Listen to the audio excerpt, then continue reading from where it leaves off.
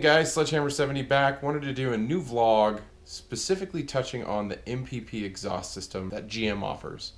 Now, this system is something that is in the Corvette. It was in the 5th gen. It was something that was on the ZL1 and I believe the 1LE, and you can add it to the SS, but it was only manual only. And what NPP is, it's GM's version of a better sounding exhaust, for lack of better terms, that allows you to control it. So you can close 2 of the valves in the quad tip setup and it gets a little bit quieter. You open them up, it's super loud, sounds really good. NPP is great, but is it worth it? Is it worth what you're gonna spend? I believe it's $895 as an upgrade option on the SS. I'm not quite sure. I think it's the same price on the LT. But the big thing is it's available across the board for the 2016 Gen 6 Camaro. So you can get it either manual or automatic, and you can get it on the LT, you can get it on the SS and the 1LE. So yeah, I mean, it's cool, but is it worth it? So for the person who drives their car all the time and maybe you're looking at a Camaro, but your wife's like, oh, it's always too loud, big old burly V8, whatever. The NPP system is actually kind of cool because you can put it in stealth mode when you're coming home and your beautiful bride doesn't have to hear the car nearly as loud, or when you start the car up, it's not as loud, etc. To me, that's really the only benefit of the NPP exhaust system. Now, some of the things out there, and a lot of people have been talking about this, but it's the sound. So I've posted quite a few videos of the NPP showing it in tour mode, sport mode, track mode, etc. But I think it's pretty clear that you're not going to get as deep a tone out of the exhaust with the NPP as you would if you went like with a Borla or I don't know, Magnaflow or etc. You know, you might get a slightly better tone out of the car across the board with one of those. But that being said, there are other things you can do alongside the NPP to potentially make the NPP sound better. I haven't done these yet, but there are things that I am going to try to do on my car. So I'm looking forward to showing basically my journey in figuring this out. But, you know, an intake, you know, putting that in, creating more airflow is going to give you a different note out the backside of the car. So intake, if you do the manifold, if you do headers, cat deletes, all that kind of stuff is all going to change the note of your exhaust across the board. So back to the question of is NPP worth it? For me, I would up front, I said yes. You know, I felt that being able to swap it into stealth mode coming home was always great, but over time, I mean, I've had the car a little over a month now, and I never put it in stealth mode anymore. Usually when I come rumbling up home, it's not loud enough to wake up the neighborhood, I don't think. My wife doesn't usually comment on it, which she normally would if it was.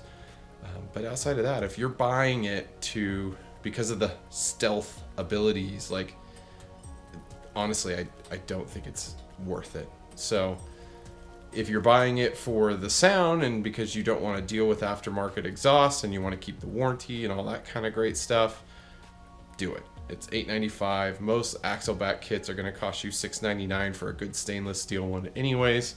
So, I mean, it would be worth it just in that case, just to add it on and be done with it. And then you do have the added function to be able to put it in stealth or track or whatever. I mean, you can even independently control the exhaust, so it's always in track mode exhaust, loud and open. But if that's the case, you run into the issue with NPP where when you're driving at highway speeds, or you're driving, I should say, like once you hit 5th, 6th gear, you know, GM says the valve in the back does stay open on track mode, but it definitely sounds like it doesn't. I don't know if it's closing all the way or if it's like halfway going up and down. I don't know the exact function that it is, but I could tell you right now in track mode, it is not open all the time. So one thing that I did is I actually pulled the fuse in the fuse box that controls the valve that would keep the valve open all the time. And I'll tell you what, it sounds great. It sounds a lot better. You know, once I hit that 5th, 6th, 7th gear, it doesn't quiet down. And when I barely hit the gas, you hear that deep rumble and the spitty backfire. It sounds great. Like, if you're going NPP and you don't care about the stealth, side of it, like, pull the fuse. It makes a big difference. It sounds great. I mean, it does have a little bit of drone, but honestly, I bought this car because it's a big burly V8 with the rumble. Like, the drone and that nice, how can I explain it? It's like the back pressure sound that's building up, and when you hit that gas and you hear that deep pull, like, it's there. Like, that's why I got this car. Like, I don't want to hide that. So yeah, pulling the fuse is great. Was it worth it? I don't know. It was $895. I could throw it in stealth mode when I want, but overall, like, there are options. Now, there's a lot of aftermarket companies that are starting to build exhaust systems that still work with the NPP system. And that being said, you can get an axle back from, let's say, like a Cook's or any of the other companies out there building it that will still make use of the NPP system, and you can lose that giant suitcase muffler out the back and get two nice ones. I'm really hoping Borla comes out with an NPP capable attack system. I think it would probably sound amazing. I mean, it's all speculation until you actually hear it. I really hope they do. But that being said, I even, spending the $895, I'm already thinking about trying to make it sound better. So, for a lot of you guys out there, it might make sense just to skip the NPP system, get your own exhaust, and add your own tips and etc.